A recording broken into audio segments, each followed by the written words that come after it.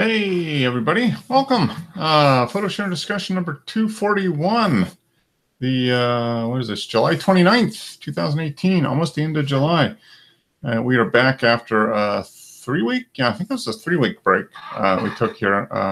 Took a little trip up north, did our vacation, and we got back a few days. I got back earlier this week, so spent the rest of this week, the remainder of this week, in a mad rush to kind of catch up on everything, as we always do when we get back from a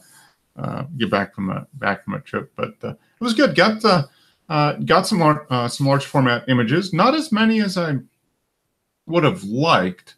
I got some, but not quite as many as I would have liked. I'll talk about that in a little bit. But got some digital images as well. But yeah, more importantly, I guess I just got some time away. A nice drive up and back. It was a fair distance. It was like 950 miles from here, basically up to where we were, which was a little north and east of Traverse City, Michigan. So about 950. Yeah, we ended up doing about 2,000 miles total round trip over the 8 days that we were gone. But got to spend a few days on our own going up, and then a few days with friends hanging out. So always a good time. Hey, Wes. Hey, Mark. How's it going? Pretty good. How are you doing? Good. I hear congratulations are in order. I see that you are successful. Yeah, pretty well. Just saw your post. So you've got you're now a color film developing expert, I guess, huh? I don't know about an expert, novice. An image. You got images. So yeah. I did get images. So is that the first roll of film you've ever developed? Yep. Okay. Cool. Yeah, it's kind of cool, isn't it? When you take it out and you're like, okay, fingers crossed. Hope I got something on here. Yeah, definitely. Yeah. Oh, cool. Well, good. So I'm hoping, are you going to try to get those scanned and maybe put a couple of them in over the next week or so? I put some up. I put a few up today. You did? Okay. Let me check. I just got back from. Oh, okay. So you did post. The snowy egret. Is that it? Yeah. No, not a snowy egret. No. Take a look. Did you post a couple to the group? I just literally I posted a few images of my own to the group here, and then there's a little blue heron, an alligator, and. Oh, okay. Yep, there it is. Posted. Okay. Yeah, there we go. Okay, cool. Oh, good. That's good. So it was a 36 exposure roll? Is that what it was? 24.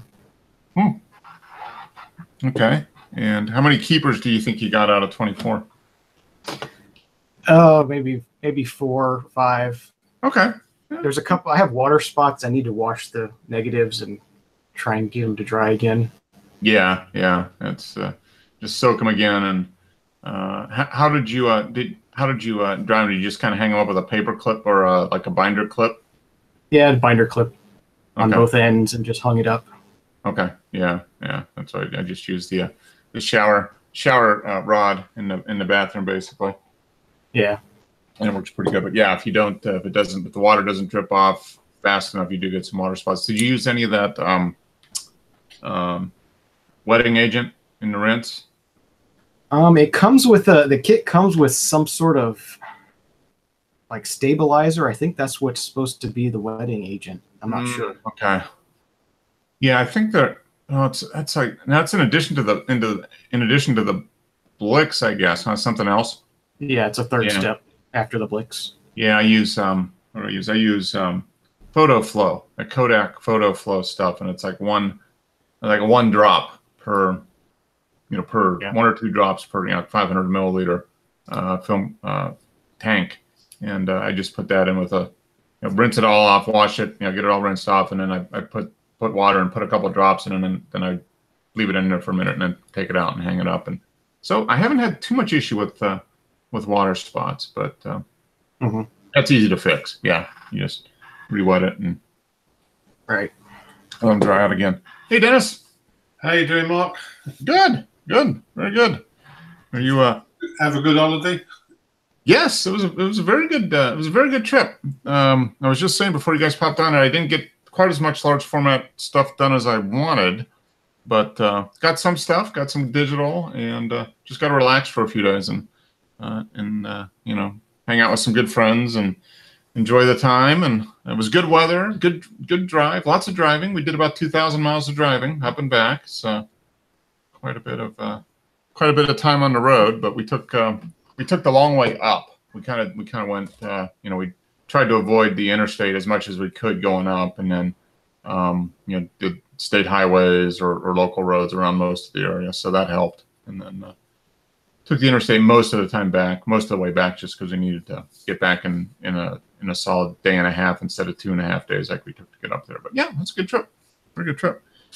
So you surviving the heat there? I heard it was like 90 degrees there. Yeah, Friday was horrendous. It was over 90 degrees. Yeah, it's cooled down now. It's been raining for the last 2 days. Okay, all right. Yeah, you got your sweater on, so I'm assuming it's probably under. Yeah, it's quite cool now. Okay, yeah. Yeah, well, it feels damp. You know, I think it's dropped about 10 degrees. You know. Okay, all right, yeah, you're kind of back to more normal temperatures. Yeah, sure. Yeah. Well, we needed some rain because it hasn't rained for 2 months. Mm-hmm. Yeah. That's well, good. Yeah, so it was a good trip. I got something. I got a few images, digital images, posted up today. I've got a few more to go through and hopefully develop the what they did. They do five sheets of black and white and 3 or 4 sheets of color. So I'll try to get the black and white developed here this week, and I just got back from a darkroom. Oh wow, there's a great horned owl just popped into the. I don't know if you guys can see that. Maybe in the backyard. No, you guys probably can't. Great horned owl just popped into the tree in our backyard, so he's checking out the house. I see him every once in a while, but they're usually so quiet. You know, you don't see him in the middle of the day. He's looking at something. There's probably a squirrel running around down there. So he just flew into the tree we got an oak tree in the backyard, and he's sitting up there. But yeah, so I got back from a darkroom class, Dennis, finally. After a year talking about it, I finally went and learned how to do stuff in the darkroom. Yeah, so it was very good. It was about a 4-hour class with a guy who is has been a commercial photographer for, I don't know, 15 or 20 years, but he does colloidin stuff as well. So that's pretty dangerous chemicals. Yeah. Yeah, he says, yeah, you don't want to come in here when I'm doing that because I've got the respirator on and all that type of stuff. Yeah. But, that's right. Yeah. Risky life. Yeah. Was he doing glass plates? Does he? Yes. Oh yeah, he does glass plates, the whole thing. Yeah. Yeah. It's quite a process, but yeah. So I did learned how to obviously use the enlarger and went through. I didn't take any negatives, but we went through several of his negatives and doing test prints and got some practice doing dodging and burning and stuff. So yeah, it's pretty. Was it black and white or color? Black and white. Yeah. So yeah, so we have the capacity to print up to 16 by 24, which would be good for the 4x5. And they've got the big washing bin, where it just kind of recirculates the water through. Big washing bin for that, and it'll take up to 16 by 24. Yeah, and a drying cabinet for the paper once it's done. If the papers you're using are resin, they're not too bad for cleaning off. Mm-hmm. If you use fiber, then you need loads of rinsing. Yeah. That's why we used resin resin coated, and he said, that basically is like 15 minutes of rinsing or something like that. He says, but fiber, it's going to be half an hour to 40 minutes of rinsing pretty much, and then drying is overnight basically. Yeah, I've left stuff floating in a bath of water overnight. Yeah, it does. It takes because the fiber soaks up so much. Resin is much easier. Yeah, and he said you don't even think about doing fiber until you're really comfortable with the whole process on resin. Well, that positive paper I've got, that's fiber. Mm. Yeah, and I can remember back when I was in college that if you do fiber photographs, you can stick them in the dryer. Mm-hmm. I had a glazing machine where you could glaze the photographs. They come out really glossy. Okay. Yeah. And it got red hot and dried your photographs. But when I tried it with resin, they just stuck to the cloth. You know, it's just okay. Yeah. It doesn't let the water out of the machine. Mm-hmm. Yeah. No. They have a small dryer that'll take up to maybe 12 by 18 or something like that. Not quite. Not a full 16 by 24, but it's a heated, recirculating fan with a heater in there. Which this dryer I had a cloth cover. Okay.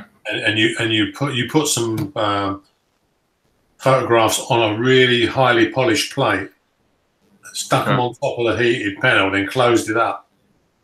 Oh, okay. And they are supposed to dry through the cloth. Okay. So when you release it, they just pop off the plate with no problems. Mm-hmm. That doesn't work with resin. It sticks, doesn't it? Yeah. I actually ruined 2 photographs trying to get them off the polished plate. Yeah, because it's a gelatin basically, isn't it? Yeah, it's like a plastic coat. It's not going to let the water out. It's just it melts and basically sticks. I see Wes has been doing his color. Yes, successful color development. So that's really good. Yeah. The stabilizer at the end on that, Wes, is antibacterial. Oh, okay. Yeah, it's because black and white, it's silver. It's a natural antibacterial. Whereas color, it's not got the silver in it. Mm-hmm. So they give the stabilizing bath to stop bacteria. Mm-hmm. I think modern color film now, you don't really need it. Yeah. Oh, cool. Yeah. So you got some images off of that. So you had it was a 1 liter kit, right? So you should get how many rolls out of it? Are they saying like 30 rolls or something? Yeah, at least 20. They're saying. Mm-hmm. Yeah, you will do. Yeah, I think me and Tim got 34 rolls out of the Technical. Okay. Mm-hmm. Yeah, but that's only C41, of course. My instance is already gone. And your sous vide hot bath worked fine? Yeah, I was very happy with it. Okay. How long did it take you to get? How long did you once you got it up to temperature? How long did you put the chemicals in and let it stabilize? How long did that take? I had no way of knowing what the internal temperature of the bottles was, so I just left it for like an hour in the bath. Just did some other things while it was just sitting there. Okay. Just to be certain, but yeah, I don't know how long it would take. Mm-hmm. Okay. Yeah, I think I might.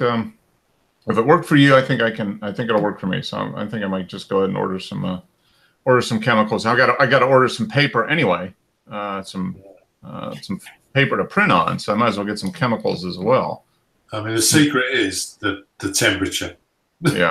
If you've got accurate temperature control. Yeah. Well, yeah, it's within probably half a degree out. Wouldn't you think, Wes? The machine. Yeah, half a degree or less. Yeah. It seems to bounce, a little bit. Mm-hmm. Yeah, I mean, it's right there, solid, pretty much. Yeah, I found. Well, if you're actually using the sous vide cooker for what it was designed for, which is like cooking food, when you get up to like 135, 140, it'll vary a degree or so. But when it's lower temperature, it doesn't seem to. If you're doing really low temperature, it seems to stay a little closer. Yeah, it's like 102 degrees is what this kit called for. Okay, all right. Yeah, so that's not much warm. Really hot tap water will be warmer than 102 a lot of times. Yeah, actually, I used hot tap water to fill up the tub, and it was over like 110. I'm like, oh, okay. Mm-hmm. I guess I'll start pouring some cold water back in here. Yeah, yeah. So you use just like a Tupperware, a big Tupperware tub. Yeah. Put it in. Okay. Well, for the first time ever, I had to use ice cubes to make up my chemicals. Wow. Because the water out of the tap was just too hot. Yeah. It was 24 degrees. Wow. And I was done a black and white, so I needed it at 20. So it's the first time ever in my life I've used ice cubes to try and bring the temperature down on the chemicals. Yeah. Now we'll get over. I mean, in the middle of, like, if I were to develop right now, water out of the tap would be 75, 74, 75 degrees, which is what, probably 22, 23 degrees, 24. But I just extend. I haven't had a problem. I've just extended or shortened the time up a little bit, and I haven't had any real negative, at least that I could tell, any real negative results. 68 degrees is what you want, isn't it? Yeah, 68 is perfect, and it's just about, that's almost exactly in the winter. Pull, and it comes out right at 68. But in the summer, yeah, I can't get below, out of the tap, I can't get below about 74, 75. You know, like this time of year. Yeah, well, it's okay on black and white, but I wouldn't try it on color. Yeah. Well, yeah, unless your water's coming out at 106, you're probably okay. You know, if you're Joe and you're in the tech, you know, in Phoenix where it's 122 right now, you know, tap water is probably coming out. You know, cold tap water is probably coming out at 85 or 90 degrees right now. But how did Wes feel when he took the color film out the tank? I was nervous at first, and then when I saw pictures, I was happy. Yeah, that's cool. Yeah, it's fun. Now, did you have trouble getting the film onto the reel at all? Yeah, it was more of a struggle than I thought it was. I did a practice roll outside the, you know, in the light, just doing it. But yeah, once it was in that dark bag and fiddling around with it, it was a bit of a trick. Yeah, because you're like, okay, now it's got to work or I'm screwed. If it doesn't work, then yeah, there's no going back. Once I got started on the reel, it was fine, but it was getting it started on the reel, finding out where those two tabs were, where it goes in. That was tricky. Yeah, that's a challenge. But yeah, that's for me, that's the hardest part of developing roll film, is getting it on the reel. Yeah. Well, that was 120, whereas it's more fun if you got 35mm, a 36 roll. Well, it's 35. It was 35 is what I was doing. Oh, it was 35 you done. Oh, yeah. That's not too bad because you got the sprockets on the film. Yeah. Oh, try it with 120 then. No sprockets. 120 is a challenge, especially if it's really thick film that is curly. That makes it a challenge. Yeah, because you got to get it flattened out enough to get in both edges of the reel, and most reels have those like little BBs or whatever in them, little ball bearings. Yeah, kind of grab it and pull, and that's impossible. If the film's curling and you're trying to straighten it out and get one end in and the other end, Adox was like that, Mark. You know, the clear base film. I couldn't even scan it. I couldn't get it to lay flat in the holder. Couldn't even shut the lid. It's just cold up. Yeah. There's some film more than others has a tendency to curl. But okay, well, cool. That's good. So now you've got 25 or 30 more rolls of color you need to shoot now, Wes. Well, I've actually got 6 or 7 here that need to be developed too. That have just run through other cameras I had and just haven't got around to developing them. Okay. And you're doing all this scanning with your DSLR and a macro lens, basically, right? I haven't worked the bugs out of that just yet, so I just use my Canon scanner for these real quick, because I can lay 12 at a time on the thing and walk away from it. Okay, all right. Was that your first time ever developing a color film, then, Wes? First time ever developing anything.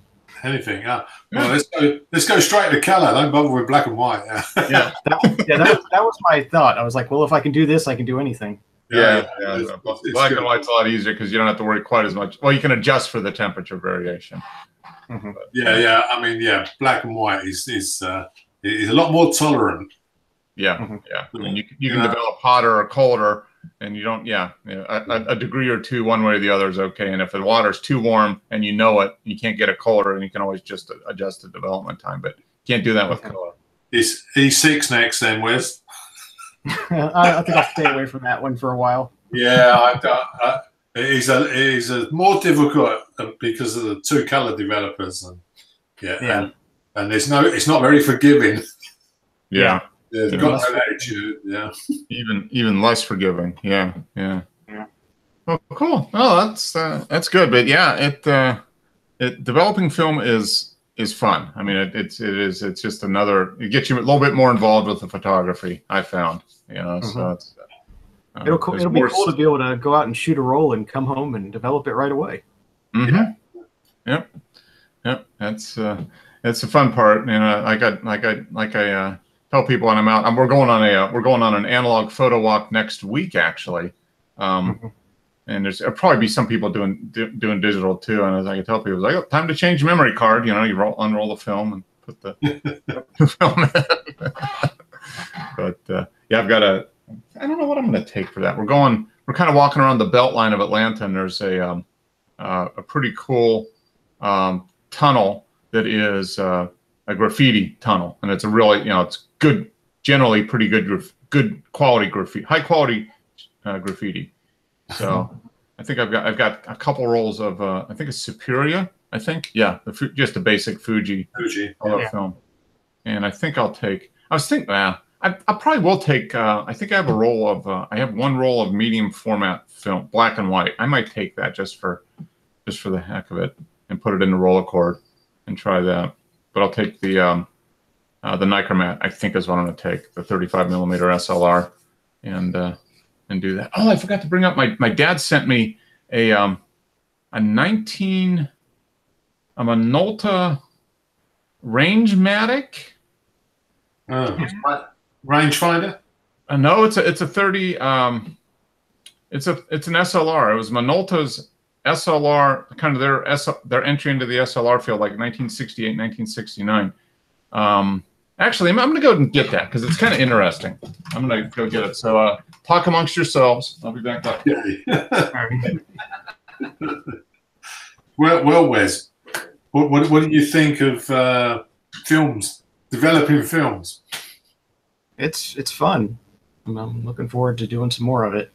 Yeah. Are you going to scan the negatives? You scan the negatives, or are you going to try and print up?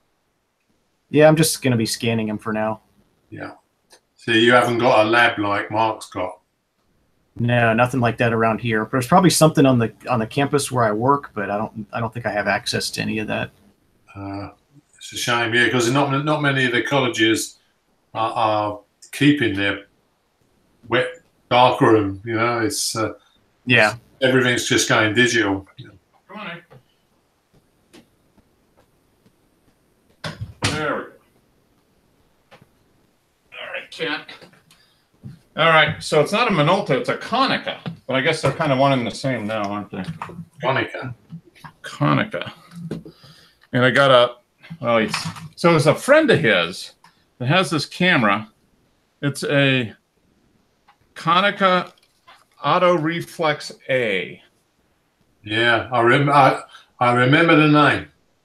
So the Auto Reflex was like their answer to the Nichromat and all that type of stuff. And the A, I guess, is the more stripped down version. It doesn't have a timer and doesn't have a mirror lockup and that type of thing.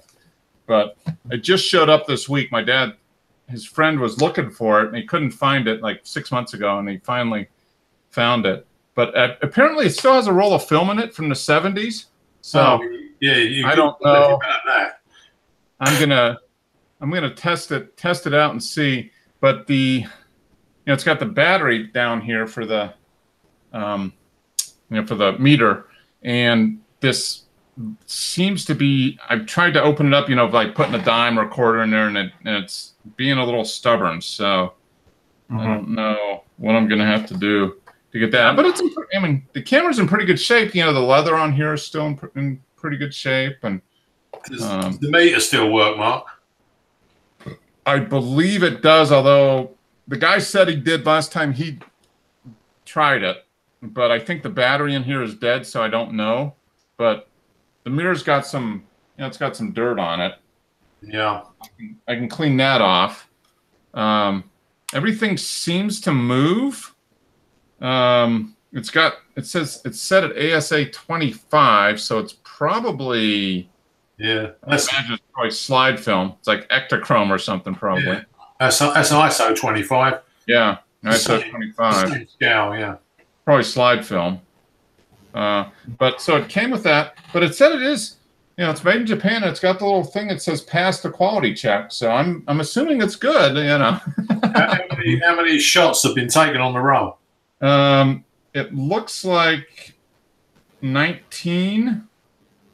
Right, so there'll still be some there then. Yeah, so there's probably 4 or 5 on there. So I haven't tried to advance the lever or anything because I want to get the make sure the film's been in there for 45 years, so another month or so isn't going to matter. But you won't know what the film is until you rewind it and open the back. Exactly. But I want to get, before I do that, I want to try to get this, the battery cover off and replace the battery in there. And it's probably a that year. I think this was like from 1969, maybe 1970. So it might still be one of those Mercury batteries. So I might have to find like a substitute. Yeah, you got to watch that, Mark, because my Olympus I gave to Tim had a Mercury battery, which are banned now. Mm-hmm. Yeah, and the replacement battery you get for it was really expensive. Yeah. Because it was a special, the voltage is different. You can get batteries what fit. Mm-hmm. They're like 1.5 volt, whereas I think the meter needed 1.2. Yeah, yep. So you're not going to get the correct meter readings or burn the meter out. Yeah, so I've got to do a little bit of research on that. But the camera body seems to be in pretty good shape. The little leather case is still in pretty good shape. But you don't need a battery, Mark. You can just use the Sunny 16 rule. I could actually. Yeah, I mean, if I can't get that out for some reason. But it came with, he sent 2 lenses.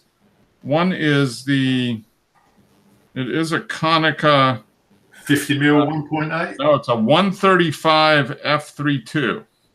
Oh, so that's kind of interesting, and it looks like it's so it's fixed. Everything looks like it works. Although my dad did say, he said there appears to be, maybe that's on the other lens. So this is the Konica, I guess, a kit lens, a 135. It's a prime, is it? It's not a zoom. Yeah, it's a prime. Yeah, it's not a zoom. And yeah, I can turn the aperture and it moves. So maybe. Does it still move? Yeah, there it is. It moves. Yeah, so that seems to work. And the other lens is, look at that. That's a big lens case there. Yeah. This is a 300 millimeter Tamron. It's a Tamron lens. Cool. Yeah, Tamron. I don't know what year it is. Now the rubber is, I don't know if that's mold or what, or maybe it's just faded. But it's got, the screw-off lens covering. It is auto. It's a Tamron 5.6, 300 millimeter. Okay, yeah, that's the sunshade. Yeah. So that works. It's got the mount on the bottom, so you can put it on like a tripod or whatever. Once again, focusing, everything seems to work there. Is the glass clear? Yeah, the glass is pretty. There's maybe a couple spots on the inside. It looks good on there, so it looks like it'll work. I don't know, but and the aperture, seems to work too. So it goes up to 22. So you got 5, 6, 8, 11, 16, and 22, and yeah. So I don't know. I'm gonna try to see if I can get that research to find out what replacement battery might work for that, because they're kind of coming out with they have to use modern batteries, but they're different combinations of them that they put them in little holders that'll fit the old slot that the Mercury batteries used to fit, and get the voltage close enough that it doesn't either destroy the meter or make the meter hurt the accuracy too much. I think you can buy the 1.2 volt batteries. Mm-hmm. But they cost loads of dough, Yeah. 5 times the price of a modern battery. Yeah. And they don't last very long, according to Tim. He put a new battery in, and like 6 months later, it was dead. Yeah. So I might just use Sunny 16 with it. You know, if I can't get the battery cover off, if it's seized and corroded, or if I can and I can't get a suitable replacement, and if the camera works, I'll just Well, you can use an app on your phone, of course. Yep, you can do that. So yeah, it's not a big deal, but that might be fun. I don't think I'll be able to get it working by Saturday, but the camera's in pretty good shape, and if anything, it's just kind of a cool camera. Yeah. You know, it's a little different. I mean, they never really. I mean, it's not in great shape. You can tell the camera's been used. So I'm just really interested. I told my dad, I was like, "You sure your buddy wants me to develop this film in here? Because there could be some compromising images, you know." The 70s, swinging 70s. You never know. Well, if they are, Mark, then you can put them on the internet and tell him his wife can see the films. Say, write me into the will, buddy, or these are going out. These are going public.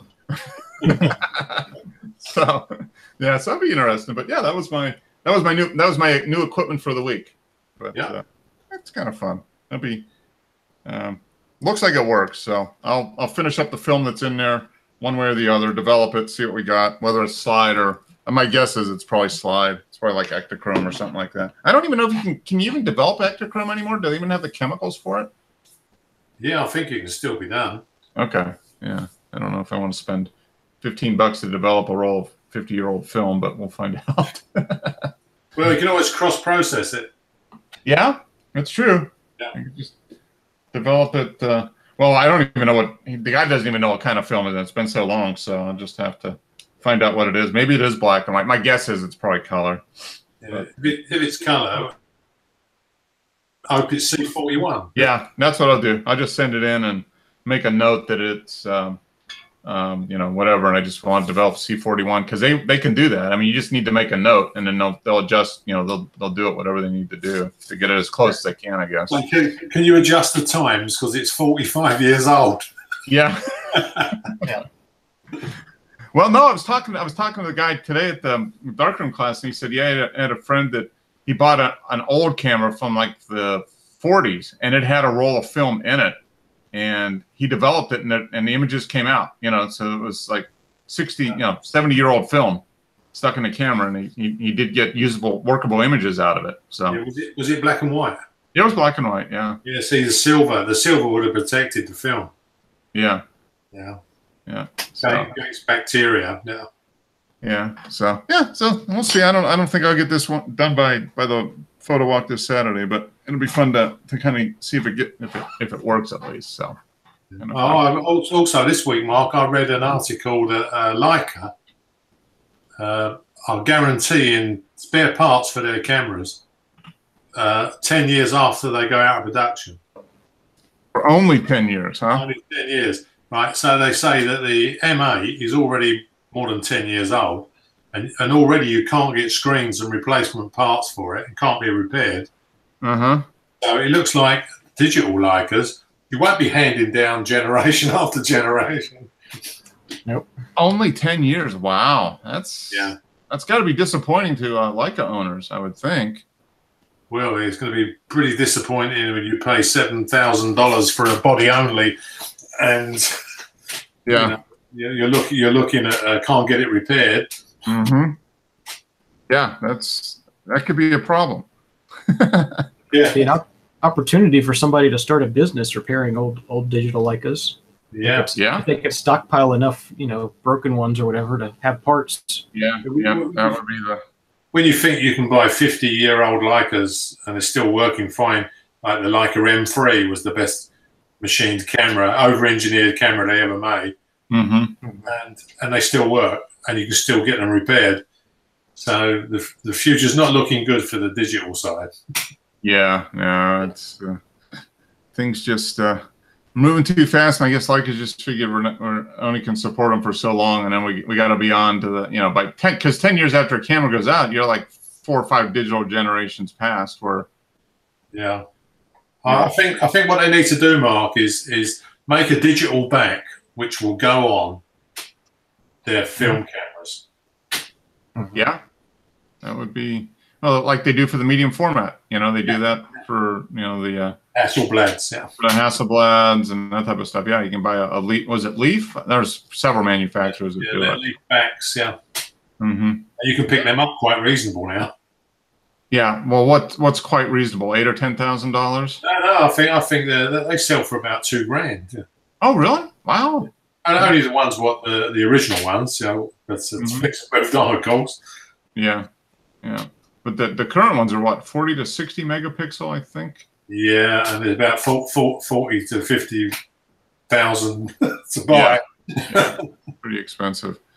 But speaking of cameras and inexpensive ones, did you guys see Rui, who's on here, guy Lisbon? He sent me a link on Facebook for the 3D printed large format camera. Yes. Yeah, I saw that. For $320 is what they're. I guess it's a Kickstarter. I think. Yeah. Build it yourself. 4x5 camera for $320. So that's kind of interesting. The only problem is it's a monorail camera, so it's not a compact camera, so it's not real portable from that standpoint. A studio camera, really, a monorail. Yeah. Of course, the picture is a guy out there in the beautiful. I'll show the page, but he's out there and he's got his backpack and he's ready to go. The only problem is he's got to hold the camera. There he is. Yeah. He's holding his 3D printed camera. Does it say underneath that it only weighed 200 pounds, the kit? Yeah. No, it's probably fairly light because whatever the material in 3D printing is, and it looks like it's decent. The parts look pretty good. And it's got it looks like it's good. Yeah, it's probably really good in the studio. I mean, they're showing this, all contorted, of course, but yeah, it looks pretty good. If the Kickstarter succeeds and they do it, they're expected to ship out near the end of the year, I guess. That's not too bad a price, really, because even real old second-hand 4x5s, they're going to be that kind of money or more on eBay. Yeah, exactly. That's what they're claiming. They want their market to be, a decent camera of any, for this size, for a 4x5 is going to be, $800 at least. So. The only thing is, don't pick up one of those Kodak lenses, which are radioactive. Really? Yeah. The Kodak do one from years ago, and I think it was for military use. Okay. Aerial photography, but the lens is made out of radioactive glass. Oh. There's some old Pentaxes that are like that as well. Yeah. Huh. Don't carry it around in your pocket. Huh. So is it the coating on the glass? Is that what it is? No, I think it's the way they made the glass, and it wears. Yeah, it's like it's part of the makeup of the glass too. It's in the glass, yeah. Yeah. Huh. So does the radioactive component yield better images or do something? No, I don't know why they did it. No, I think it transmits light better or something. Yeah, it does affect the image quality supposedly. Okay. But it's in light transmission, which would be important for spy photography, that type of thing. Yeah. Yeah. Well, I suppose it saves having a flash on your camera. Yeah, it's true. But yeah, this is that, and then the Intrepid camera, of course, which is that's the really cheap one. I guess they're on their third generation of those. I think 4x5. Yes, I think the Intrepid's even less than that one. Yeah, it's like $250 or $275 or something like that. And they do an 8x10 too. They do an 8x10 as well. The 8x10 is like $600 or something. It's quite a bit more. Yeah, yeah. Well, with 8x10, it's not the initial camera cost that's going to get you. It's going to be everything else. Well, it's the glass. Yeah. Yeah. Film and buying a packet of 10 hectare. Yeah. Yeah, but no, I mean, there's a guy, what's his name? Ben Horn. I follow on, he does landscape photography with 8x10, and I guess he has tried the Intrepid 8x10, and seemed to think it was a perfectly good camera for what it is. I mean, it's not the kind of camera that's going to ruin. It's going to impede your photography. You need to know what you're doing, and if you know how to use the camera, you're going to get fine images out of it. So, but 8x10 market is just so expensive. Oh yeah, it's not just buying the film, is it? It's what kind of image circle do you need on a lens? Yeah, it's a lenses, and then even the holders for the film. Yeah, the holders are astronomical. They're like 60, 70 each. Mm-hmm. Yeah. So, no, I think the 4x5 is going to give me plenty of opportunity to. Well, 4x5 is unique because of the front back standards move and shift. It's going to allow you to do things with a camera that you can't do with any other format. Yeah. Now, though, what I've discovered on our recent trip, I was like, okay, there's lots of lighthouses. I'm going to take pictures of lighthouses. Well, what I forgot to consider was the fact that it's windy. And the fact that setting up that camera in the wind is not going to work. So I got a few pictures of lighthouses, but only first thing in the morning or near the end of the evening. So I was limited by the fact that it was just so windy. I couldn't even attempt to set up the camera with that amount of wind. It just would have been an exercise in pure frustration. So, yeah, me and Tim had the same problem doing Hadley Castle. It's built on top of a hill. Yep. We were actually standing by the camera to try and keep the wind off of it. Yeah. Basically a parachute with a lens on the end. Yeah.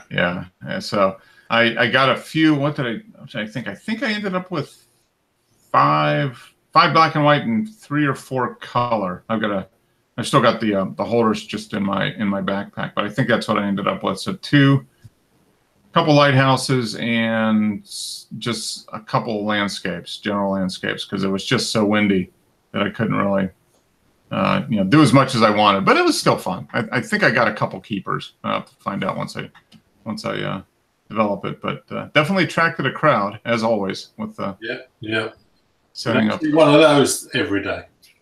Yeah. Well, especially it's the height of the summer season, so there's lots of people around. So you set that up, and everybody's like, "Hey, what's that? Does that work? What do you, what kind of film does it use? That type of stuff." So always you spend half the time educating and talking to people about what it is, what the camera is, and then you do actually using the camera. But well, last time I used mine, a guy came up to me and goes, "That must have some big SD card in there." And you said, "Nope."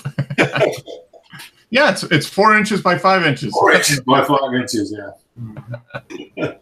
Yeah, it is always fun to use that camera. If there's people around, it's going to draw a crowd. So you just have to plan on it, I think.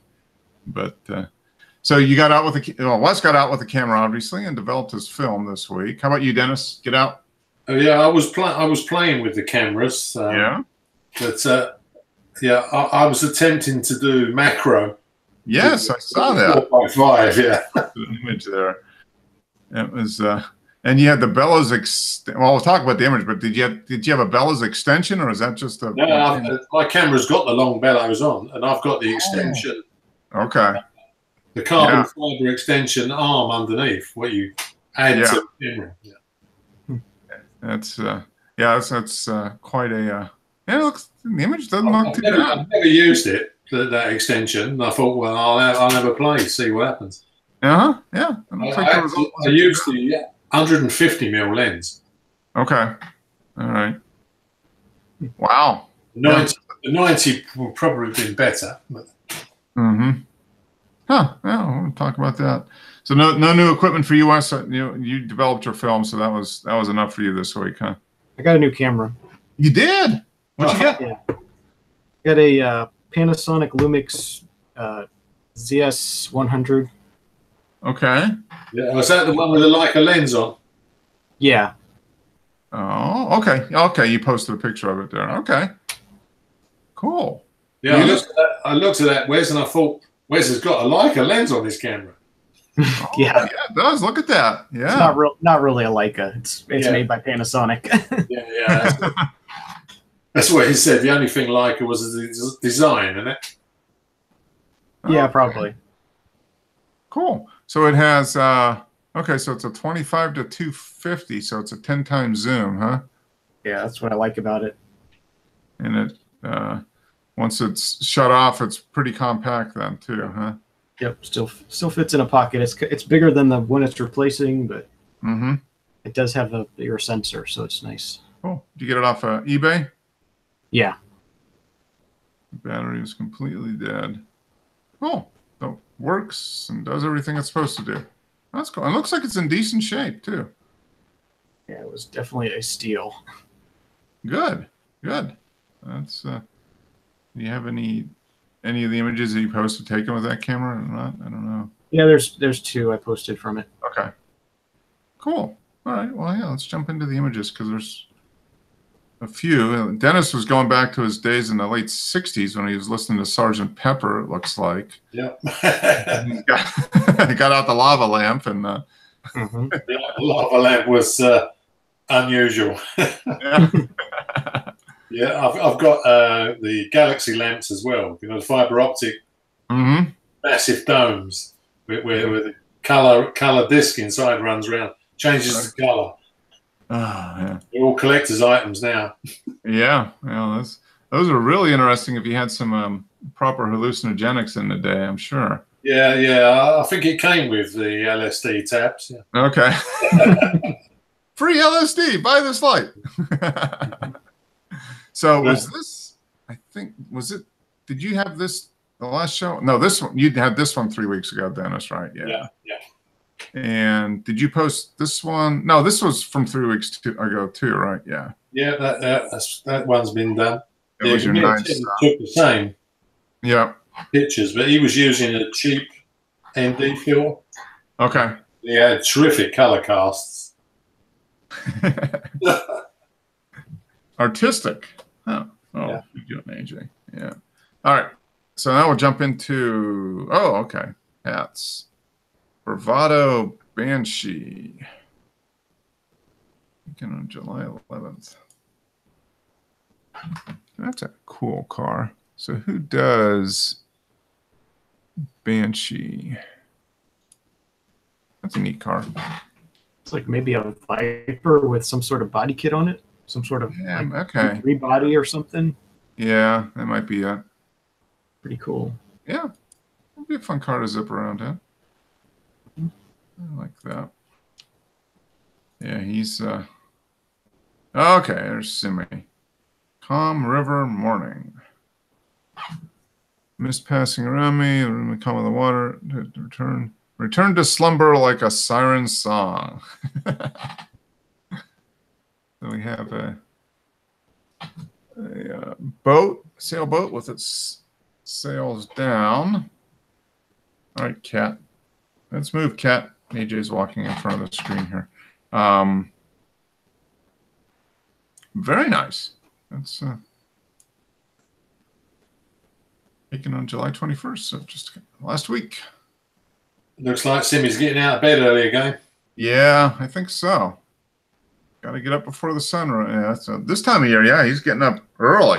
He's getting up at 4:30 in the morning for something like this, probably. Very nice, yeah. Very, very nice. Uh-oh, here's Simi's doppelganger, Nicholas. This is Lee Cabaloo. Very nice. I like that. Water coming through, and this is what this. Okay, yeah, 16 to 35, 1.3 seconds. Very nice. I like that. And let's go on to another one, Nicholas. Okay. No, it's not Royal Lighthouse. It's La Villa. Is totally, whatever that means, French. You know that, right, Dennis? Okay, 6 o'clock. That's 6 in the morning, I'm assuming, or might be. Yeah, the clock is correct. It's got to be the morning. Yeah. I like the anchor up. That's kind of neat perspective there. with that anchor. Very cool. Either you guys watch the Tour de France the last couple of weeks? No, I see him coming in tonight. Okay. Yeah. One. The Welshman. Welshman, first time ever. Yeah. Geraint Thomas. That was took it away from Froome. There we go. Dawn ascending. Sun rises above the hills of the Connecticut River. Comes a new beginning, lifting away the fog of yesterday. He's becoming quite the scribe. Oh, this is nice. I like the colors on this. Yeah, very well done, Simi. Nice framing with that and the tree. He needs to put together a coffee table book.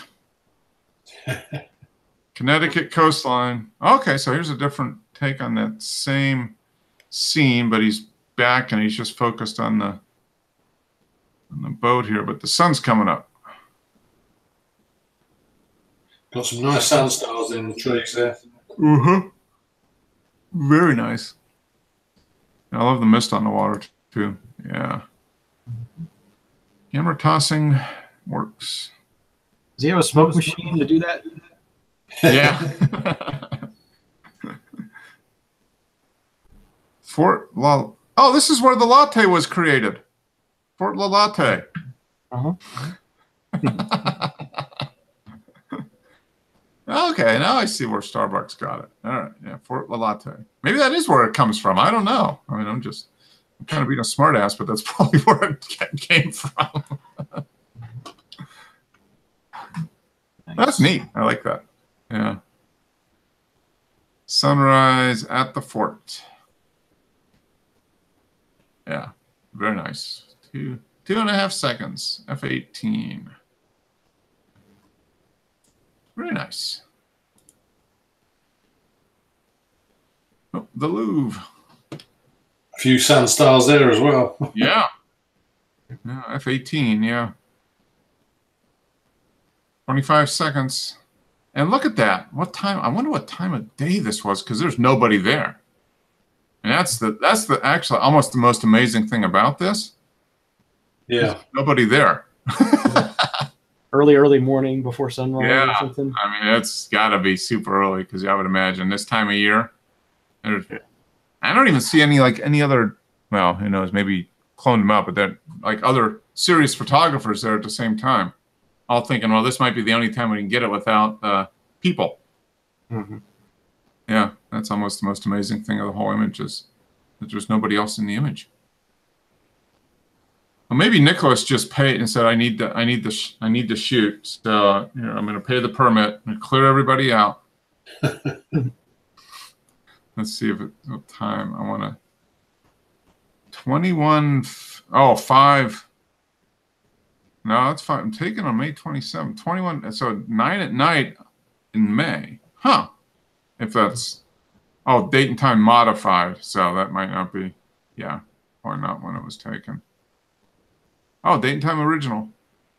3/1. Oh, okay. 11:30 at night, basically, in March. Okay, that explains it. So March 1st at midnight, basically. So yeah, okay. Yeah, very nice image. That's you gotta be at the right time to get someplace like that without people in it. Very nice. Here we go. So this is Mathos light ball. Yeah, this is your 1960s stuff. They're LED light balls. Okay.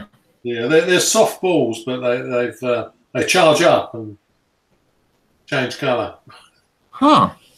Cool. It's sitting on a mirror or something? You know, that's sitting on top of my record player, glass top. Okay. All right.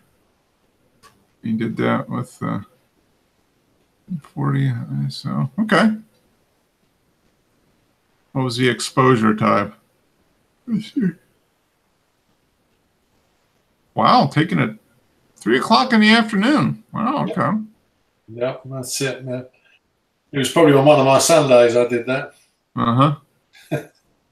Yep, every day is a Sunday for Dennis. 7/16. Yep. Taken on the Monday. Very nice. Yeah, that's cool. That's neat. So they change. So can you turn the dial and change the colors? Is that what, or do they just change? Yeah, I've got some tactile things. They're really smooth to hold in your hands, and they actually change color. These ones are fixed colors, but they will last all night. You just charge them up, and you can just leave them around the garden if you want. Very cool. Yeah. They're made by a company called Mathmas. Yeah, they're from like 1960s, 1970s. All collector stuff now. Yeah, that's interesting. Very cool. There we go.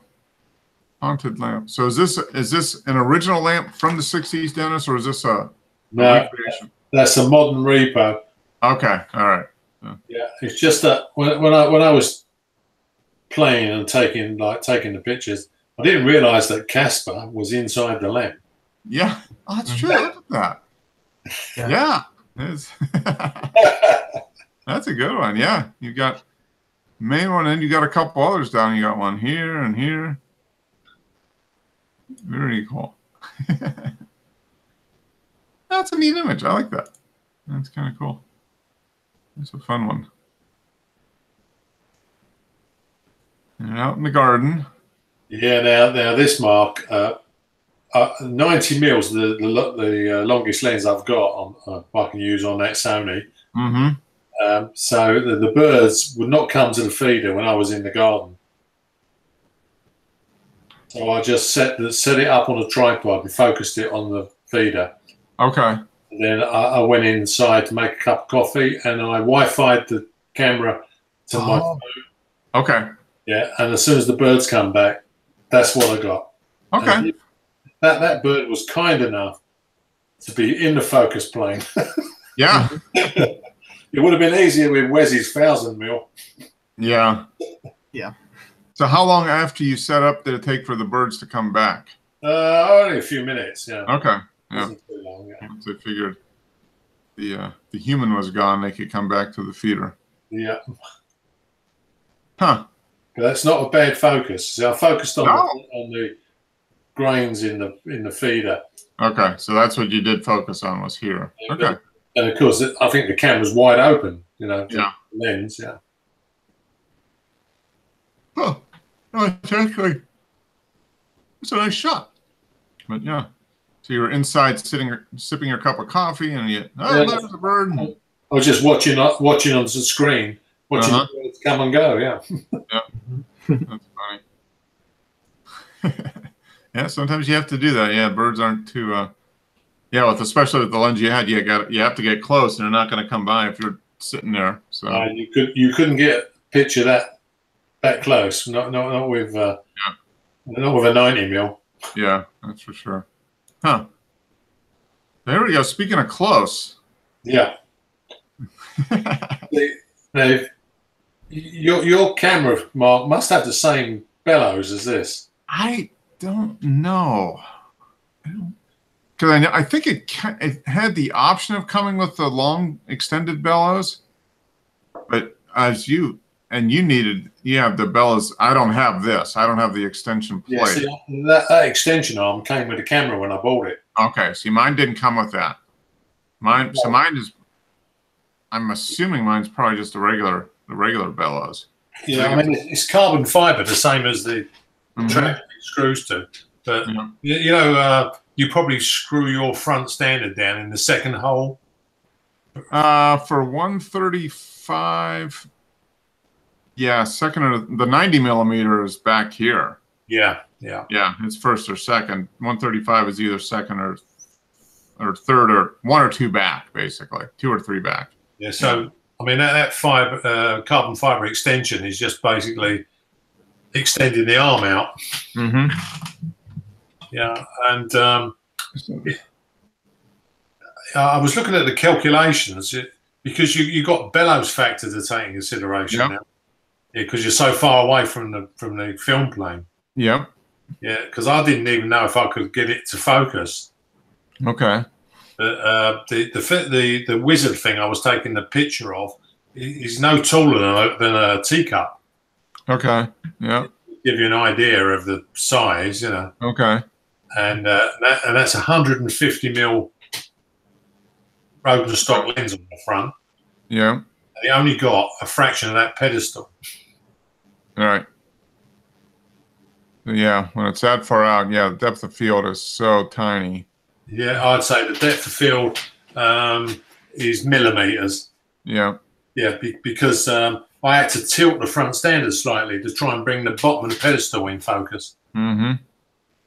Yeah, I was even trying to enlarge it by dropping the back standard back, but that didn't seem to work. Very interesting. So, how long did it take you to set up the shot? It wasn't too long. Yeah. Yeah. But I did find that film holder I got in there is a slight light leak on one of the sides. Okay. All right. So setup didn't take too long, and then so this is the image. That's the result of what the camera saw, and that is the whole 4x5 negative. Wow. Huh. Interesting. So you took this at it was wide open, 5.6. 5.6, and then how long was the exposure? I'm just trying to remember.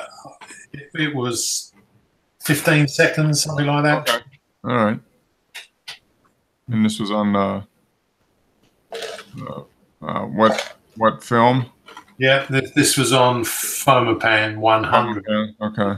Yeah, the cheapy one. What I didn't realise was I wiped that ornament down to get the dust off of it.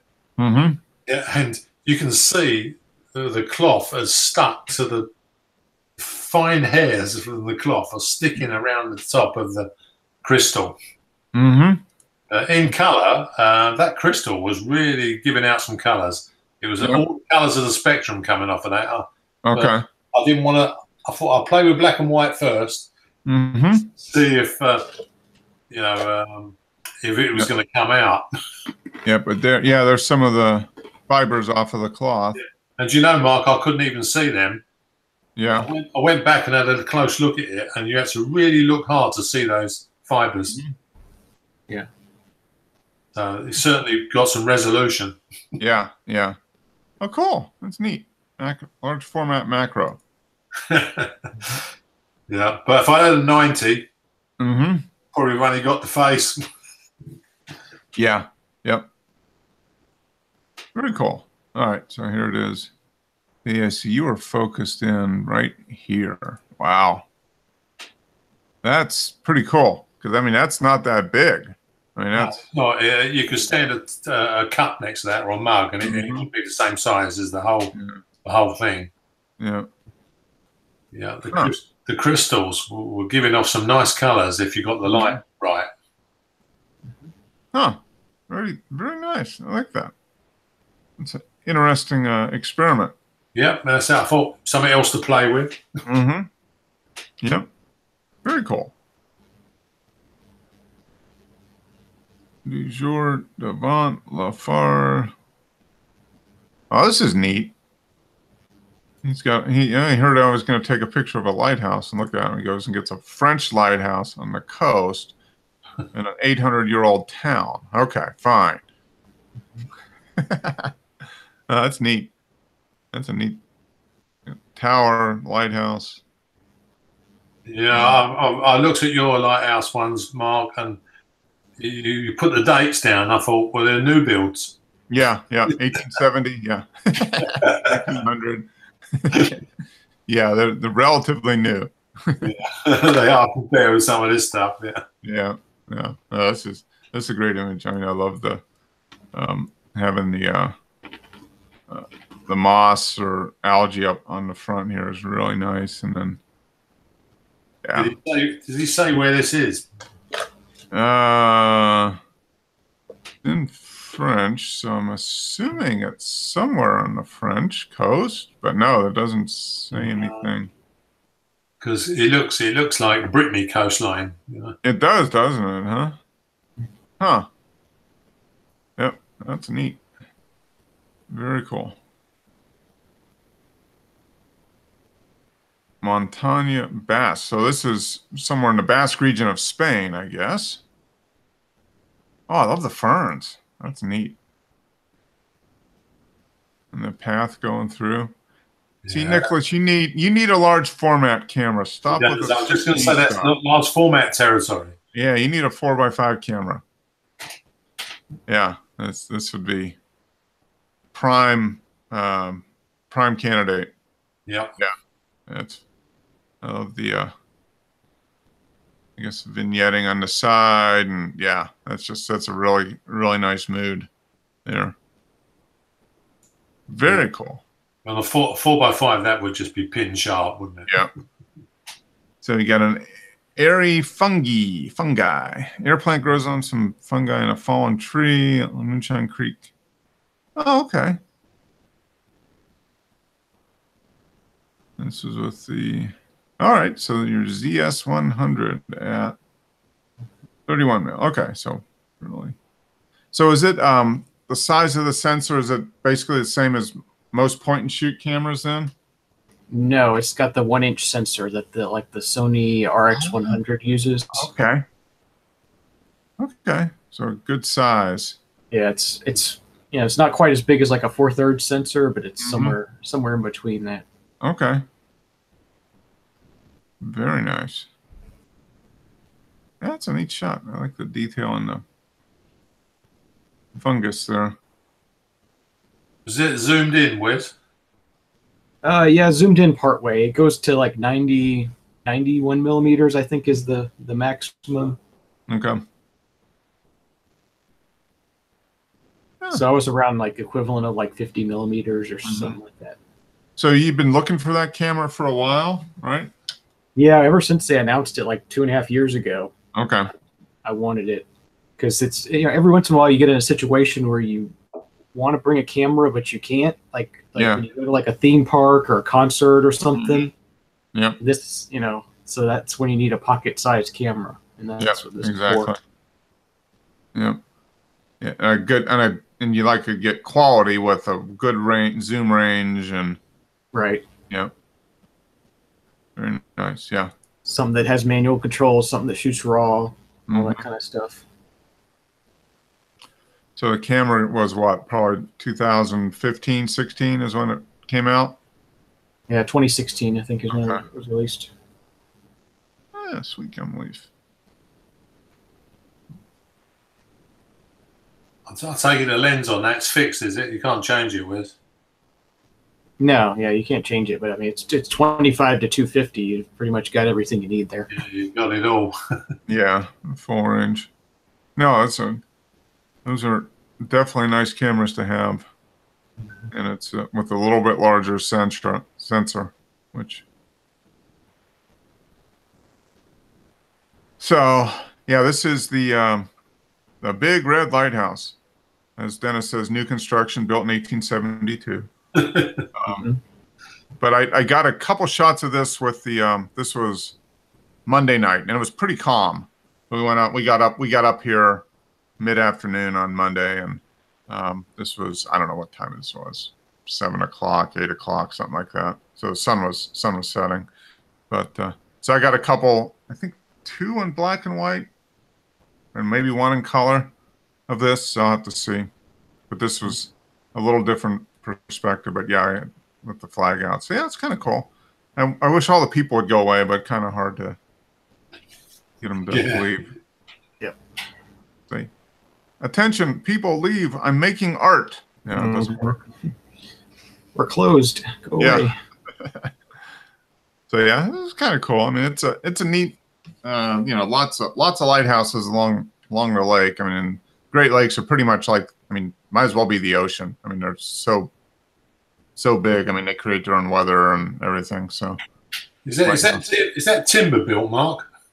Part of it is. It's got a metal outside, but I think it is timber inside. Yeah.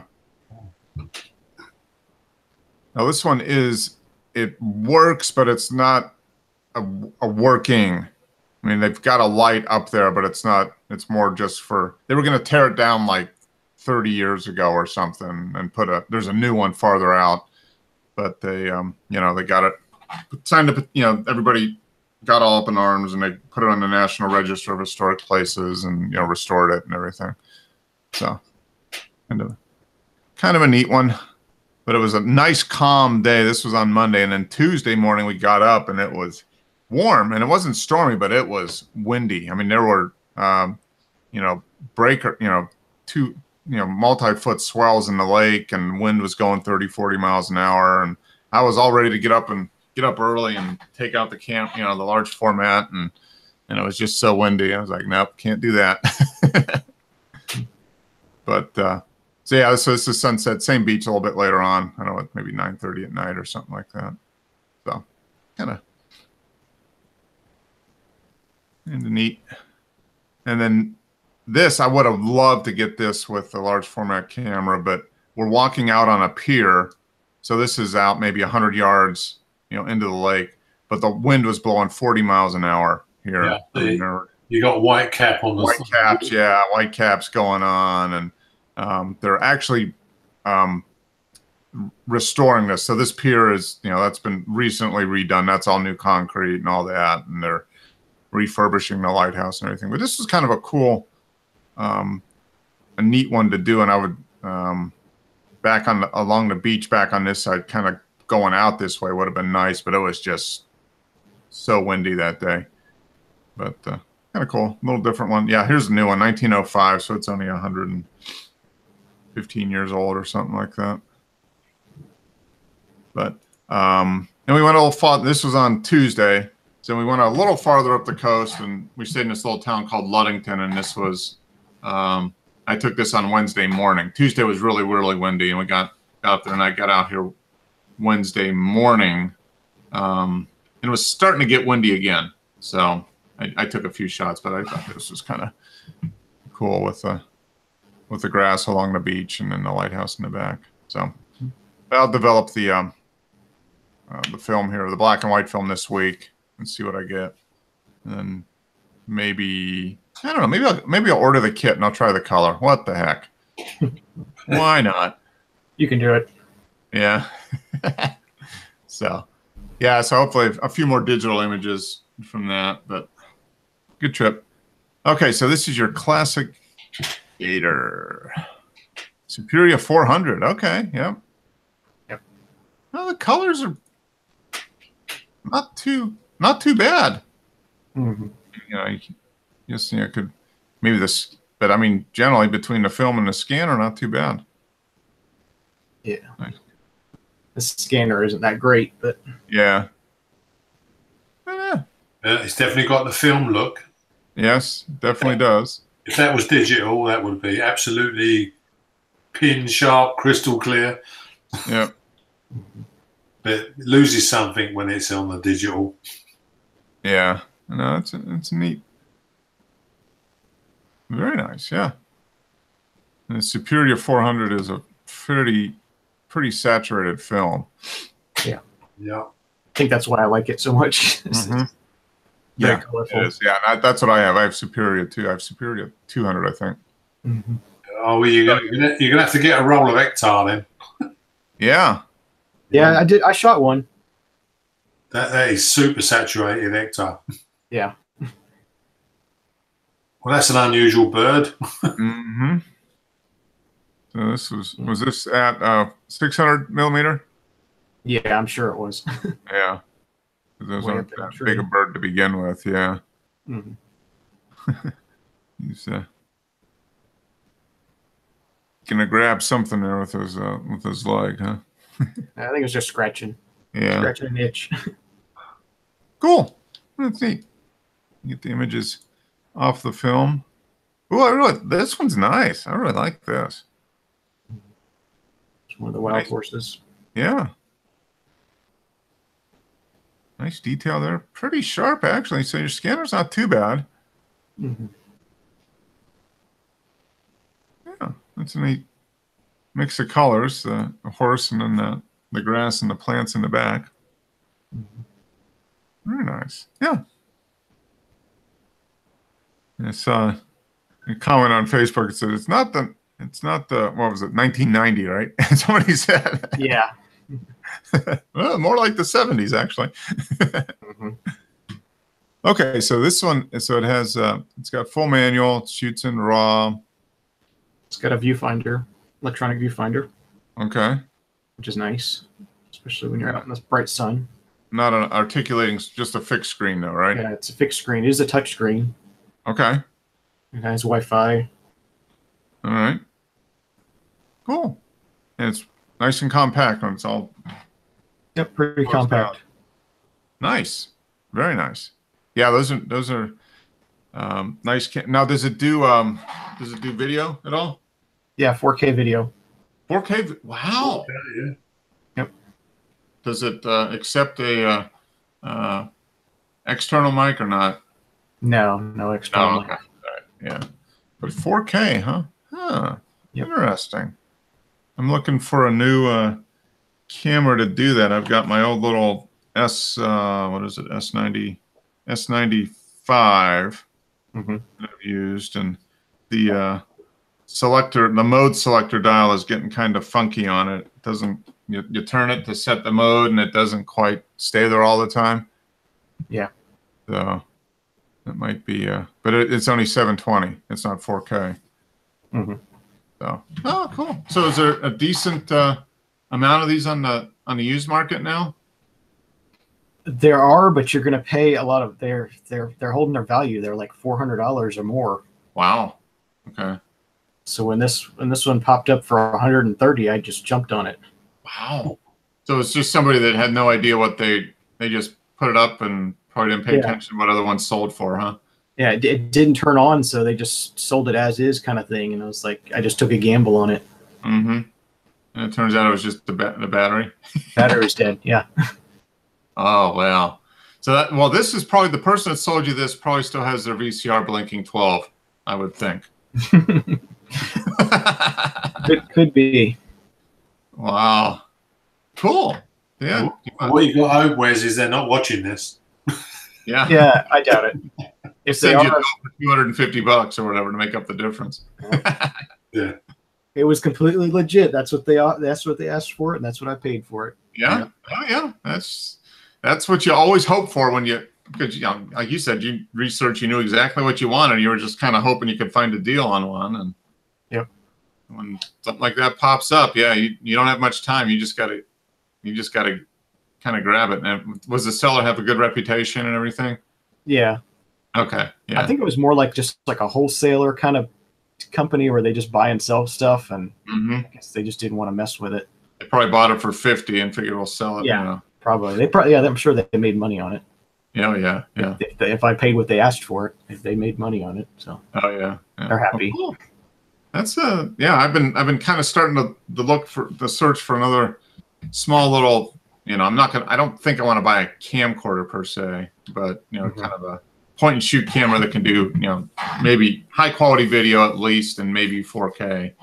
But I don't want to pay like the new ones, like the the Canon G5 Plus or whatever it is now. Yeah. Those are going for $750 or something like that. I'm like, no. Right. Sony just released a new one that's $1,200. Yeah. No. For a point and shoot camera. Yeah. And crazy. People are buying it, but it's like, no. Yeah. If I can find some for under 300 is kind of my price range, Yeah. Kind of made the decision I probably need to buy used at some point, but okay. I'll poke around on this one because if it shoots 4K and it's a good walk around camera too. I mean, that's what I'm looking for. Something that can do double duty, with a little bit larger. So it's got the same size sensor as like the high end point and shoots. Right.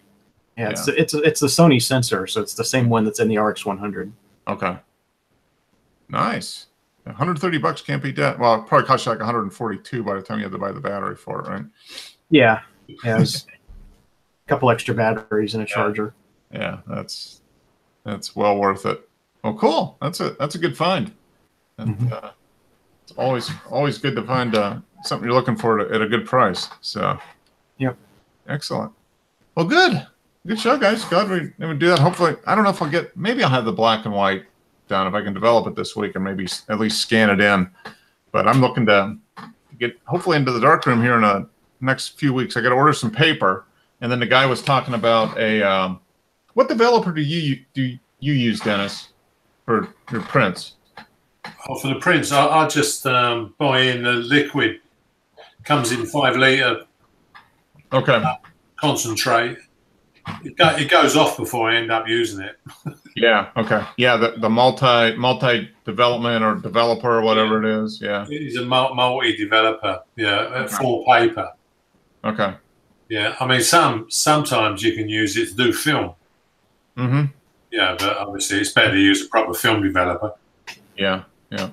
No, the guy that did the class, because that's what they kind of stock in the darkroom at the studio. But the guy's like, nah, it says, and he likes higher contrast images, and he says for him the multi developer was just not real contrasty. It was kind of low on the contrast side, so he found a mixture from the photographer's cookbook, where you can everybody's putting up recipes, and he found that, and then he bought the chemicals at photographer's formulary and then mixed his own. Yeah, but if he's doing the collodion, then it won't be no problem in terms of knock up a developer for all. Yeah. So he said, I don't know, I forget how much he said it was, but he said it wasn't too bad. It's the shipping that gets you. The ingredients are cheap, but the shipping, because they're volatile, chemicals or hazardous materials, they charge a lot extra for the shipping. Well, you can always do it in coffee. Yeah, that's true. Yeah. But it was cool to put the paper into the tank, into the tray, and just see the image kind of appear. It's kind of it's magic. Yeah. And you can only see it on black and white, because obviously color's done in total darkness. Yeah, color has to be done in total darkness. But yeah, with the resin paper, it only takes like 45 seconds to a minute to develop. I mean, it's pretty fast. RA4 color paper takes 15 seconds. Wow. Okay. But like you said, it's got to be in total darkness. The red light isn't going to work there. No, afraid not. Yeah. Yeah. So yeah, I think I'll stick with black and white. But yeah, I'm looking forward to it. I'm gonna get some paper and stuff ordered here in the next week or two, and maybe I'll just order the color chemicals as well. Yeah, you can see your image coming up from the paper when it starts to form. Mm-hmm. Which is quite fascinating. But I think it's still quite good when we was doing the color. So like 15 seconds up, you put it in the Blix, and then you can turn the light on straight away.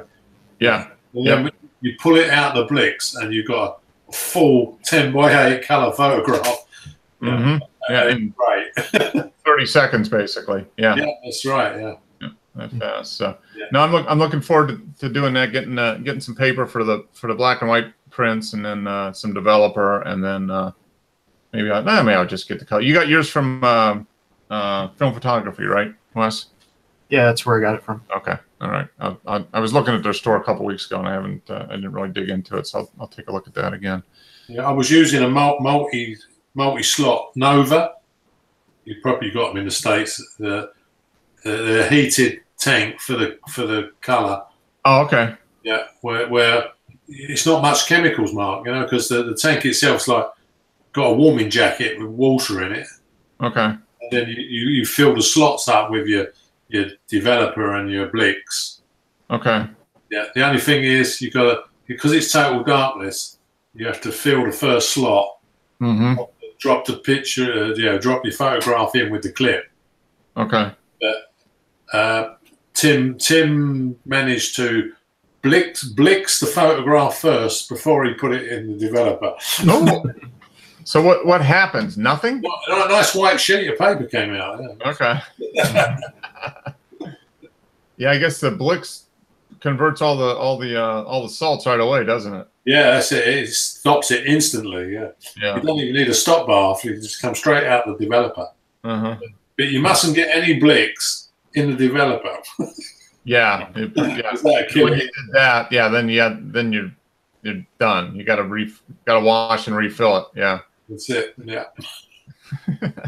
Well, lessons learned. That's all part of the fun. Yeah, that's this learning curve, isn't it? Yeah. So like developing rolls of film that haven't taken up on the sport.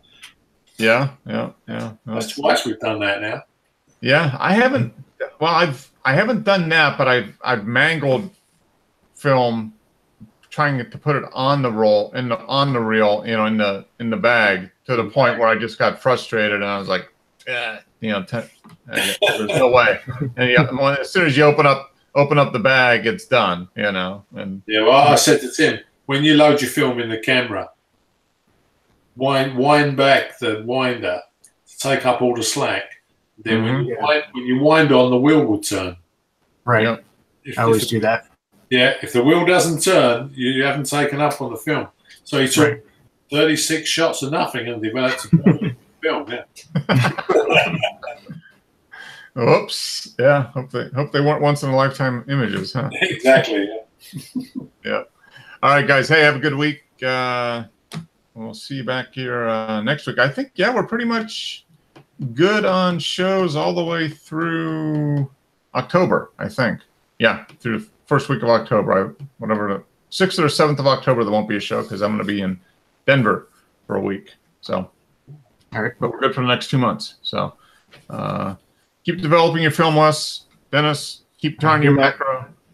Yeah, well, I'll have a play or something, especially if the weather's nice. Yeah, you gotta get some extension tubes. I want 4x5 macro of like bugs. That's what I want. Yeah, getting there, using a 4x5 to take a picture of a bug. That's gonna be quite. Yeah, just stay there, bug. Don't move. Yeah. I might have to scan it and then take the pin out the bug. Right. They won't know. It's a picture. Yeah. Yeah. All right, guys. Have a good week. We'll see you. All right. Yeah. All right.